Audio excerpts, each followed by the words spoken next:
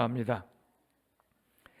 사도신경은 세상의 박해와 이단의 도전으로부터 신앙과 교회를 지켜내기 위한 투쟁 속에서 탄생한 그러한 신앙 고백입니다. 그래서 사도신경에는 우리가 믿고 있는 예수 신앙과 교회의 전통 그리고 성경의 가르침이 잘 요약되어 있습니다.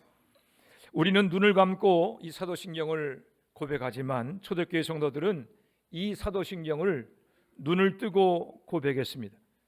이들은 단순히 사도신경을 암송한 것이 아닙니다.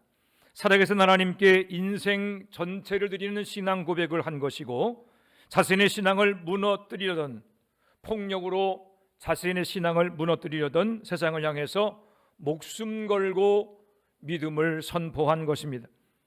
우리가 암송하는 사도신경은 이렇게 시작합니다. 전능하사 천지를 만드신 하나님 아버지를 내가 믿사오며. 하지만 라틴어 원문을 영어로 번역한 사도신경은 I believe in God, the Father Almighty 이렇게 시작이 됩니다. 직역하면 나는 하나님을 믿습니다. 아버지시요 전능하신 분이 됩니다. 내용은 같지만 어순이 조금 다릅니다. 라틴어 원문 사도신경이 제일 먼저 고백한 것은 하나님에 대한 믿음입니다. 사도신경이 하나님에 대한 믿음을 가장 먼저 고백한 것은 우리 기독교가 하나님을 믿는 믿음으로부터 시작된 것을 정의하고 있습니다. 믿음은 추상적인 것이 아닙니다. 믿음은 반드시 행동으로 나타납니다. 무엇을 믿느냐? 그 믿음이 내 인생의 방향성을 결정짓습니다. 왜냐하면 믿음이란 단순히 머리에만 머무는 것이 아니라 내 삶으로 행동으로 나타나기 때문입니다. 우리가 아프면 병원에 갑니다. 의사의 진료를 받고 처방전을 받아 약을 지어 먹습니다. 단순한 행위 같지만 거기에는 많은 믿음들이 있습니다. 국가로부터 자격을 받은 의사가 나를 치료해주는 믿음이 있기 때문에 내 몸을 맡겨 진료하게 합니다. 내 모든 정보를 스스럼 없이 물어보지 않아도 의사에게 다 알려줍니다. 의사의 처방에 따라 내용물이 정확히 무엇인지도 알지 못하는 주사를 맞고 그 처방에 따라 약사가 지어준 약이 나를 죽이는 독이 아니라 병을 치료하고 살리는 약임을 의심 없이 믿고 먹습니다. 아파서 병원에 가는 단순한 행위처럼 보이지만 그 행위를 가능케 한 것은 믿음입니다. 국가와 의료 시스템에 대한 믿음, 의사에 대한 믿음, 또 간호사와 약사에 대한 믿음이 나를 병원으로 인도하고 주사를 맞고 약을 복용하는 행동으로 나타난 것입니다. 이처럼 믿음은 머리에서 그치지 않고 행동으로 나타나고 내 삶을 결정짓습니다. 오늘날 세상이 죄악으로 가득한 것은 사람들이 자신들의 믿음을 따라 살아간 결과입니다. 세상의 한복판 사람들이 먹고 마시며 즐기며 살아가는 죄악의 중심에는 하나님이 없습니다. 거기는 돈과 탐욕과 쾌락과 자기의 권력과 욕망이 있을 뿐입니다. 오늘날 교회가 세상의 풍조에 휩쓸리는 이유 중에 하나는 하나님에 대한 바른 믿음이 없기 때문입니다. 교인들이 교회 밖에 나가서 예수를 믿으나 안 믿으나 똑같다, 교회를 다니나 절에 다니나 별 차이가 없다라고 하는 이야기를 듣는 것도 하나님에 대한 바른 믿음이 없기 때문입니다.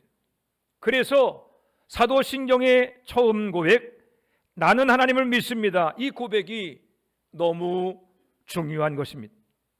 나는 하나님을 믿습니다. 이 고백은 마치 건물의 머릿돌과 같습니다. 나무로 치면 뿌리에 해당합니다.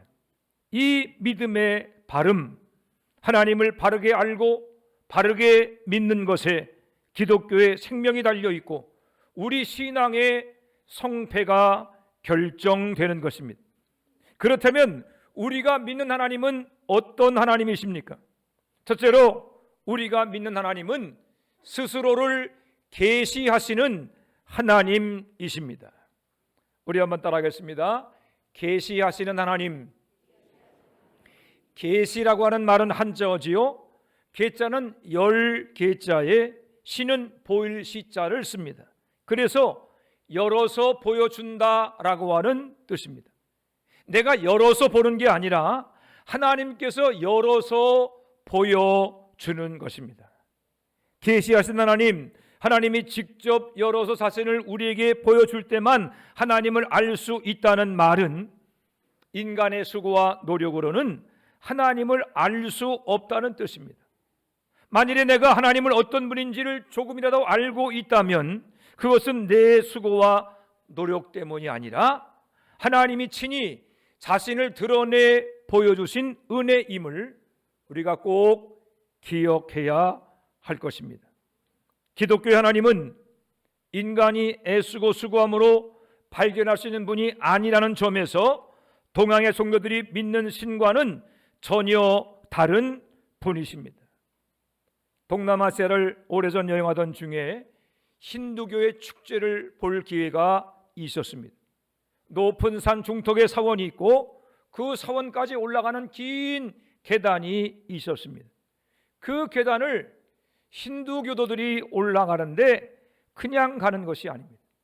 그들 중에는 온몸에 긴 쇠바늘을 꽂은 사람들, 또 코에도 꽂고 또 혀에도 꽂은 사람들, 거기에다가 쇠사슬을 걸고 온몸으로 그 고통을 이겨내며 신상 앞으로 올라가는 모습을 제가 본 적이 있습니다. 왜 그렇게 고통스럽게 하고 있습니까? 그런 고행을 통해서 신을 만날 수 있고 더 많은 고통을 이겨낼수록 더 가까이 신 앞으로 나아가며 그 고통을 이겨내는 사람에게 큰 복이 임할 것이라고 하는 그러한 잘못된 믿음을 가지고 있기 때문입니다. 우리나라의 샤머니즘도 그렇습니다. 샤머니즘은 더 많은 정성, 더 많은 기도, 더 많은 고행을 이겨내는 과정을 통해서 신을 만나게 된다라고 생각합니다.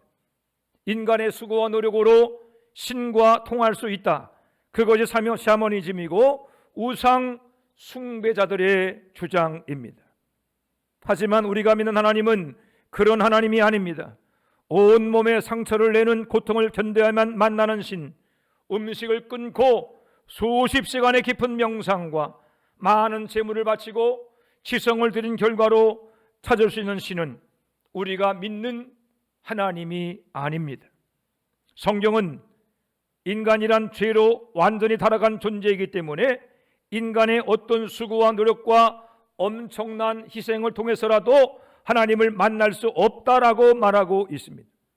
거룩하신 하나님, 그 하나님을 결코 만날 수 없는 인간, 그래서 우리는 하나님께서 자신을 드러내 보이실 때만 만날 수 있는 것입니다. 오늘 본문에도 하나님께서 호레산 떨기나무 가운데서 모세를 찾아오셨습니다.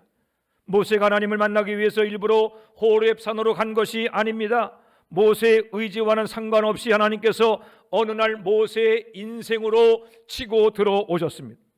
원래 모세 자신의 인생 계획에는 하나님이 없었지만 하나님께서 친히 모세에게 자신을 드러내심으로 모세는 하나님의 손에 붙들리는 인생을 살게 된 것입니다. 거슬러 올라가면 모세의 7대조는 믿음의 조상이라고 불리는 아브라함입니다. 유대 전승에 의하면 아브라함의 아버지 데라는 우상을 만들어 팔던 우상 장사였습니다. 아버지가 우상을 만들고 팔고 또 그것으로 먹고 사는 사람이었으니 그 아들 아브라함도 하나님과 상관없는 삶을 살았을 것입니다. 그런데 오늘 하나님께서 75세의 아브라함을 찾아오십니다.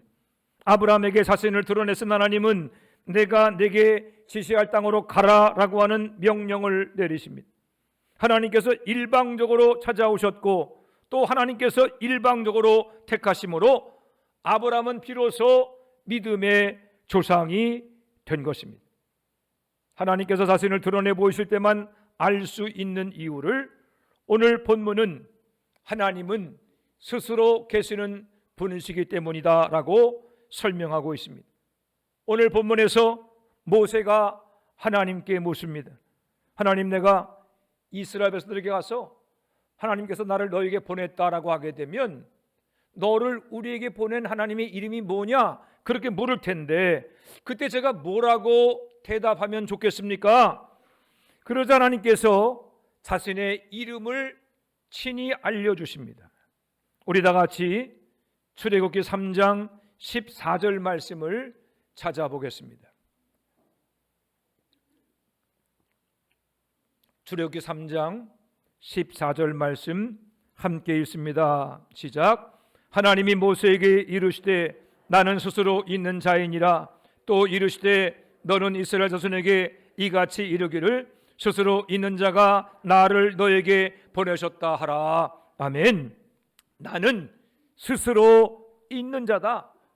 하나님이 자신의 이름을 알려주신 이 말씀에서 우리는 하나님이 어떤 분이신가를 알 수 있습니다. 하나님은 스스로 계신 분이십니다. 스스로 있다고 하는 말은 하나님은 인간과 상관없이 존재하는 분이라고 하는 뜻입니다. 지금 많은 사람들이 하나님을 잘못 생각하고 있습니다. 하나님은 우리 없이는 존재할 수 없다고 한다거나 하나님께는 내가 필요하다, 나는 하나님께 참 소중한 존재다라고 생각하는 것입니다. 그것은 내게 그럴 만한 가치가 있어 그런 것이 아닙니다. 하나님이 나를 소중히 대해주시고 내가 꼭 필요한 사람처럼 여겨주시는 것은 하나님이 우리와 그렇게 관계를 맺어주셨기 때문이지, 하나님은 본래 내가 없어도 조금도 아쉬운 분이 아닙니다. 우리가 믿는 하나님은 뭔가 좀 부족한 것이 있어서 하나님께는 나의 섬김이 필요해, 하나님은 내 도움이 필요해, 이렇게 우리의 섬김과 도움을 필요로 하는 분도 아닙니다. 태양을 한번 생각해 봅시다. 태양은 지구가 필요하지 않습니다. 지구가 태양을 필요로 하고 태양을 중심으로 공전하고 있을 뿐입니다. 태양은 지구가 없어진다고 해도 여전히 빛나고 존재합니다. 비유하자면 하나님과 우리도 그렇습니다. 하나님은 우리와 원래 상관없이 존재하시던 분이었고 우리가 없어도 아무런 아쉬움이나 모자람이 없으신 분이셨습니다. 하나님께서 내 영광을 받기 원하신다, 하나님이 나를 사랑하신다, 그것도 하나님께서 우리를 그렇게 대해주셨기 때문이지, 우리가 영광을 드리지 않아도 하나님은 얼마든지 충분히 영광스러우신 분입니다. 반대로 우리가 하나님을 비웃고 조롱하고 멸시하면 하나님의 영광에 금이 가겠습니까? 천만의 말씀입니다. 하나님은 우리의 영광이나 멸시와 아무런 상관이 없이 스스로 영광스러운 분이시고 스스로 존재하시는 분이십니다. 만일 여러분들 중에서 내가 그래도 조금이라도 하나님을 알고 있다라고 말한다면 그것은 내 노력으로 된 것이 아닙니다. 하나님께서 자신을 알 수 있도록 우리에게 드러내 주셨기 때문에 그나마 하나님을 알 수 있게 된 것입니다. 오늘날 많은 교인들이 착각하고 있는 것이 있습니다.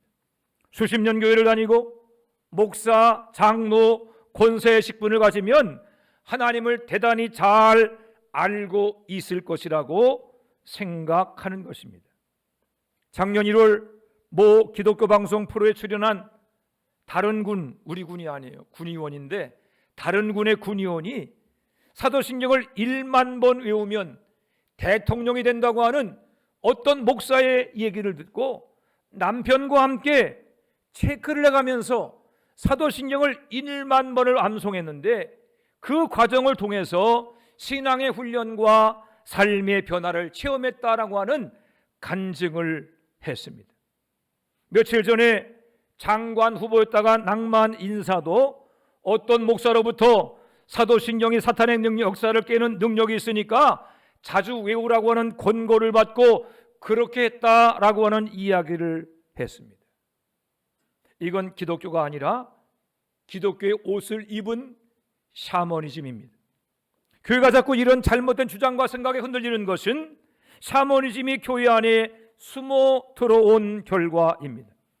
다시 강조하지만 영적인 일을 분별하는 기준은 그 말을 누가 했느냐가 아닙니다.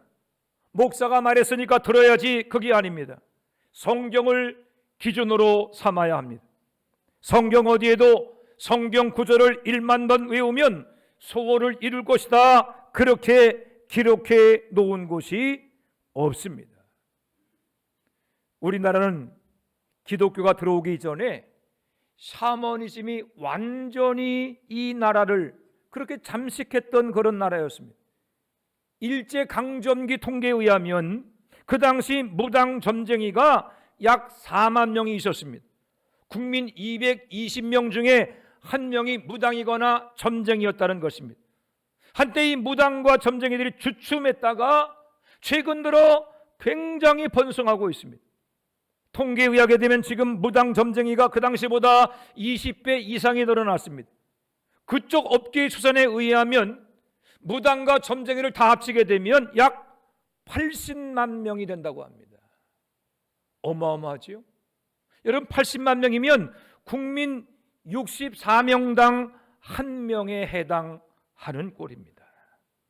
일제강점기보다 얼마나 영적으로 혼탁한지 모릅니다. 우리나라의 영적인 사정이 이러다 보니까 알지 못하는 사이에 교회 안에도 샤머니즘이 들어왔습니다.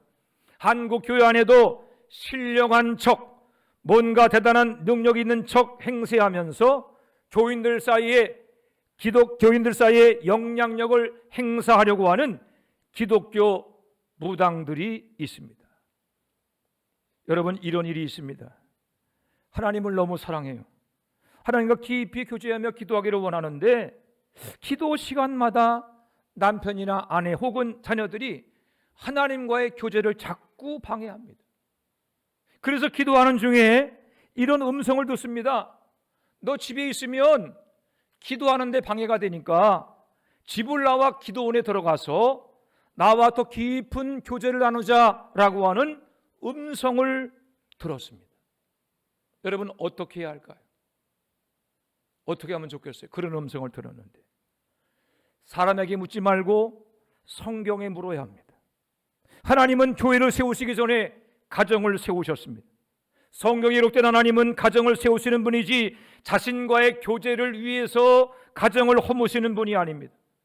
나와의 교제를 위해서 가정을 소홀히 해도 된다, 그것은 하나님의 음성이 아니라 사탄 마귀의 음성입니다. 사이비 신천지에 빠지면 가정이 깨어지는 이유가 성경을 기준으로 삼아야 하는데 자기 감정, 신비한 체험을 기준으로 삼았기 때문입니다. 사이비의 영, 악령에게 속은 것입니다. 사랑하는 여러분, 신앙에는 다양한 영적인 체험이 있습니다. 하지만 모든 영적인 체험이 다 하나님이 주신 것이라고 말할 수 없습니다. 성령이 역사하는 곳에는 악령도 역사합니다. 그것을 인간의 눈으로 분별하기 쉽지 않습니다. 나의 영적인 체험이 과연 기독교적인 것이냐 아니면 샤머니즘적인 것이냐, 그것을 분별하는 기준은 오직 성경입니다. 그래서 성경을 읽고 묵상하며 성경의 가르침을 따라 살아가는 훈련을 해야 합니다. 궁금하면 성경에 묻고 의심이 생기면 성경을 찾아봐야 합니다. 우리가 믿는 하나님은 자신을 계시하되 온전히 성경을 통해서 자신을 드러내 보이시는 분이십니다. 하나님께서 작정하시고 자신의 계획과 섭리를 드러내신 것은 오직 성경밖에 없습니다. 성경을 통해서 스스로 계신 하나님을 만나고 더 깊이 하나님을 알아가는 여러분들이 되시기를 바랍니다. 그리함으로 더욱 하나님을 믿고 순종하며 하나님을 닮아 거룩한 삶을 살아가는 여러분들이 되시기를 바랍니다. 두 번째로, 우리가 믿는 하나님은 삼위일체의 하나님이 되십니다. 삼위일체, 세 분이 한 분이시고 한 분이 세 분이시다라고 하는 거죠. 성경은 하나님에 대한 중요한 진리를 가르칩니다. 그것은 하나님은 삼위일체라고 하는 진리입니다. 성경에 삼위일체라고 하는 단어는 나오지 않습니다. 그러나 예수님 말씀과 성경의 가르침은 삼위일체 하나님을 분명히 가르치고 있습니다. 우리 다 같이 마태복음 28장 19절 말씀을 찾아보겠습니다. 마태복음 28장 19절 말씀.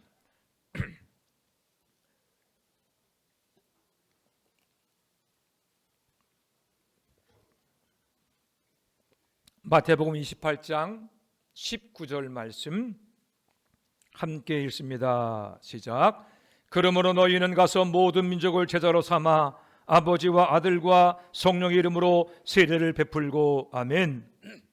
세례는 내적 구원의 외적인 증표입니다. 교회 앞에 내가 하나님을 믿고 구원받았습니다, 이것을 인정받은 것입니다. 그런데 예수님께서는 그 중요한 세례를 베풀 때 내 이름이 아니라 성부 하나님, 성자 예수님, 성령 하나님, 즉 삼위일체 하나님으로 세례를 베풀라라고 명령하셨습니다. 또 요한복음 14장에서 아버지 하나님을 내게 보여달라고 말하는 빌립의 요청을 들으시고 예수님이 이렇게 대답하십니다. 빌립아, 나를 본 자는 아버지를 보았거늘 어찌하여 아버지를 보여달라고 하느냐? 내가 아버지 안에 거하고 아버지는 내 안에 계신 것을 내가 믿지 아니하느냐? 나를 본 자는 아버지를 보았다. 성부 하나님께서 성자 예수님을 통해서 자신을 계시하셨다라고 하는 뜻입니다. 나는 아버지 안에, 아버지는 내 안에 계신다. 이 말씀은 성부 하나님과 성자 예수님은 하나라는 것입니다. 거기서 끝나지 않습니다. 예수님이 부활 승천하신 이후에 성령님을 우리에게 보내주십니다.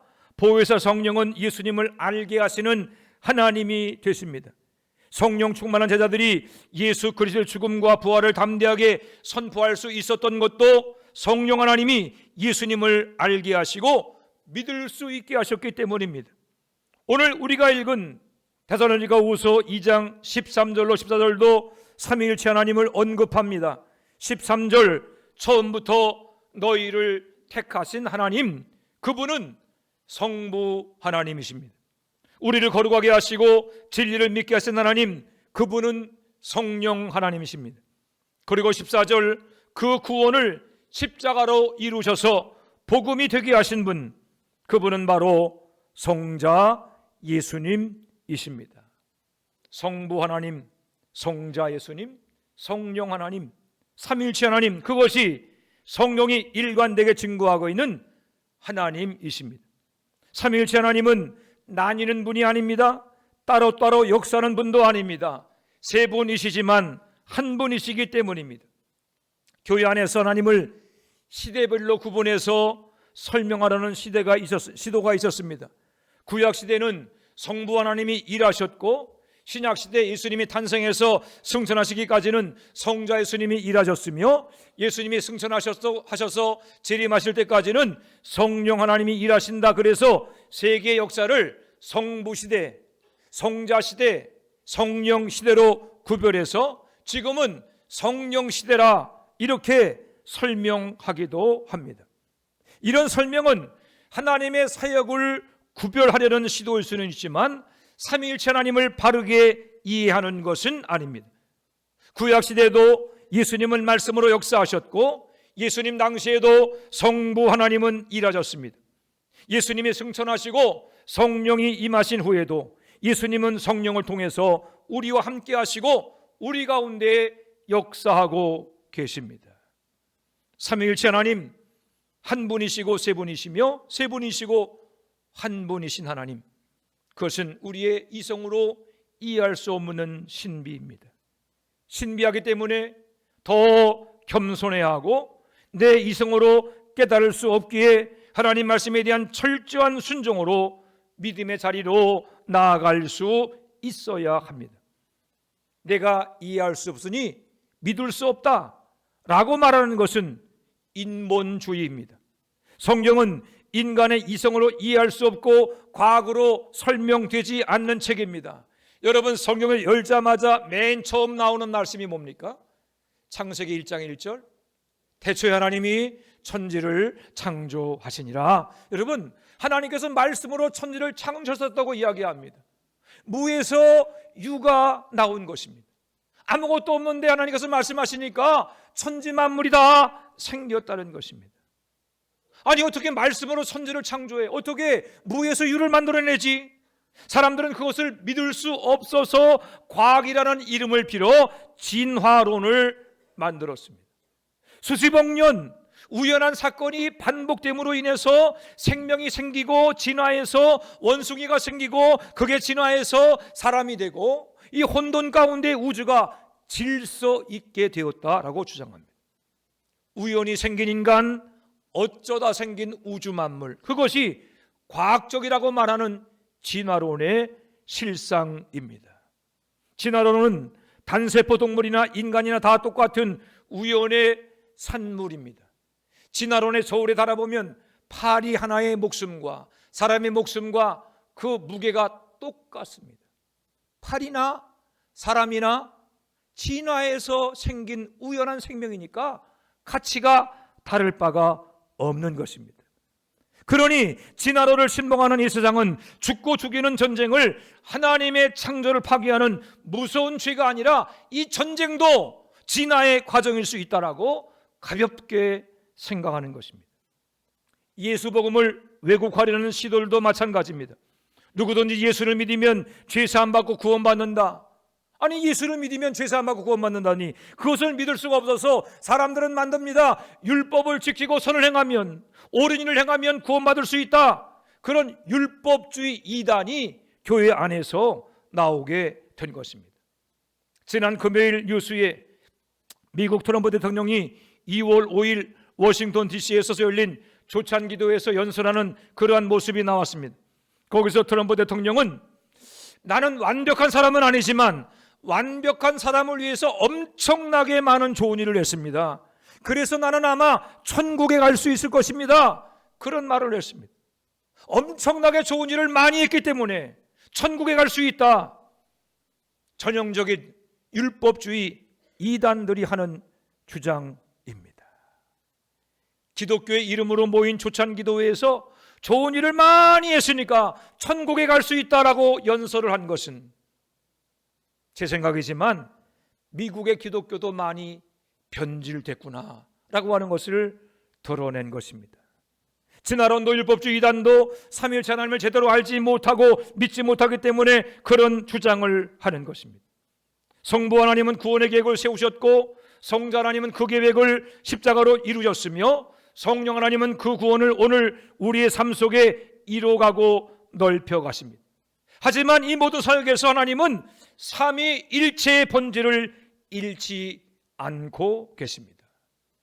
그러면 이렇게 묻는 분들이 있을 것입니다. 아니, 목사님, 삼위일체가 이해가 안 됩니다.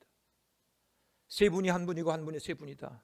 우리가 그냥 그렇게 어려운 것, 그것을 믿는 것보다 그냥 하나님을 한 분이라고 말하고 예수를 믿으면 구원받는다, 그냥 그 정도만 믿으면 되지 않겠습니까? 그렇게 말씀하는 분이 있을 것입니다. 여러분, 이해하기 쉽게 복음을 만들면 사람들이 그것을 쉽고 좋게 생각할 것 같지만, 그것은 성경이 의도적으로 드러낸 삼위일체 하나님의 진리를 인간의 편의를 위해서 의도적으로 변질시키는 것입니다. 하나님이 가르친 진리를 인간의 생각을 넣어서 살짝 바꾼다. 그게 바로 이단이고 사이비입니다. 살인자의 거짓의 아비인 악한 나귀가 에덴 동산에서부터 인류를 지옥으로 끌고 가기 사용했던 아주 오래된 수법입니다. 이단이란 달을 이자의 끝 단자입니다. 비슷해 보이죠. 시작도 비슷하고 과정도 비슷한데 결과가 다릅니다. 몸통은 같아 보이는데 꼬리가 달라지는 것이 이단입니다. 진리는 처음부터 끝까지 진리여야 합니다.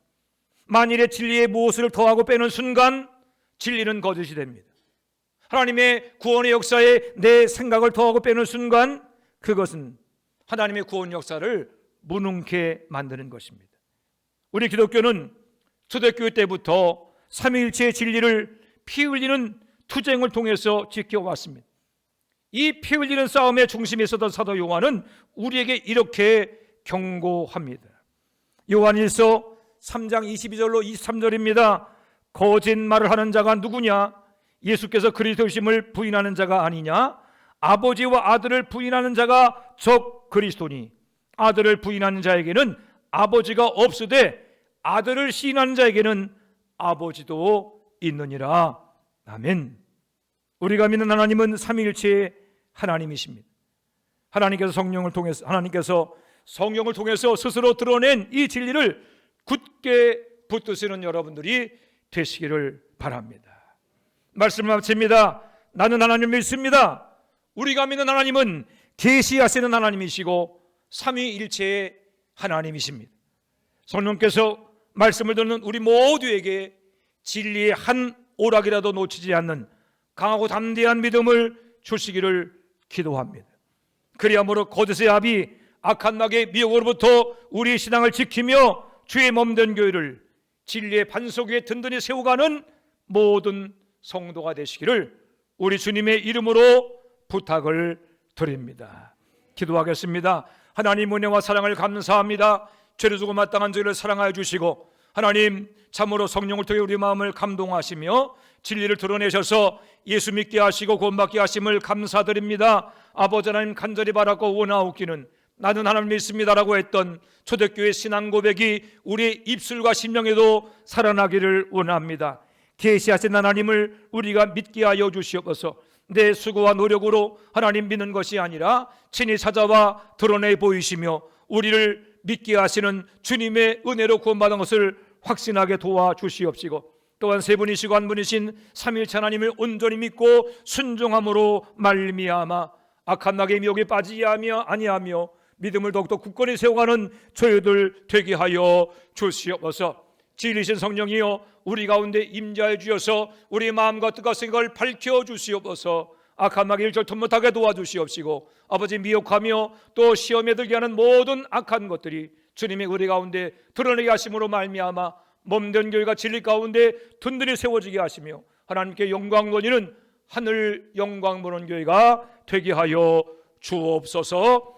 예수님의 이름으로 기도해 싸움나이다. 아멘.